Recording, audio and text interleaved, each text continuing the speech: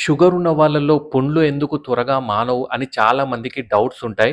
ఈరోజు మీకు ఒక 4 ఇంపార్టెంట్ రీజన్స్ చెప్తాను. ఈ రీజన్స్ వల్ల వూండ్ హీలింగ్ అనేది డిలే అవుతుంది. ఫస్ట్ వన్ ఏంటంటే ఈ కాలుకి సప్లై చేసే రక్తనాళాలు ఉంటాయి కదా! అది షుగర్ ఎక్కువ అవ్వడం వల్ల డ్యామేజ్ అవుతాయి. సో, అలా రక్తం సప్లై తక్కువ అవ్వడం వల్ల వూండ్ హీలింగ్ అనేది డిలే అవుతుంది. సెకండ్ వన్ ఏంటంటే డయాబెటిక్ న్యూరోపతి అంటే నరాలు డ్యామేజ్ అవ్వడం వల్ల సో, అలా కూడా వూండ్ హీలింగ్ అనేది డిలే అవుతుంది.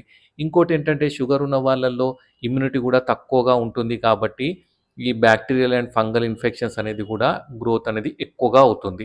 ఫైనల్‌గా షుగర్ ఎవరికైతే ఎక్కువగా ఉంటుందో, కంట్రోల్‌లో ఉండదో వాళ్ళలో గూడా ఈ బ్యాక్టీరియల్, ఫంగల్ గ్రోత్ అనేది చాలా ఎక్కువగా ఉంటుంది. సో, అది కూడా one of the reason. So, ఇలా ఈ 4 రీజన్స్‌లో ఈ వూండ్ హీలింగ్ అనేది డిలే అవుతుంది.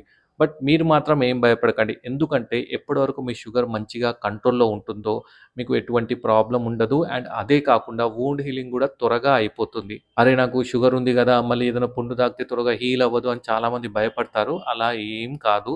మీరు ఎప్పటివరకైతే మీ షుగర్ మంచిగా కంట్రోల్ ఉంటుందో మీకు వూండ్ హీలింగ్ కూడా త్వరగా అవుతుంది. అర్థమైంది గదా! మీకు కూడా ఇలాంటి ఎక్స్‌పీరియన్స్ ఏమన్నా ఉంటే మన సబ్‌స్క్రైబర్స్‌తో షేర్ చేయండి. Thank you.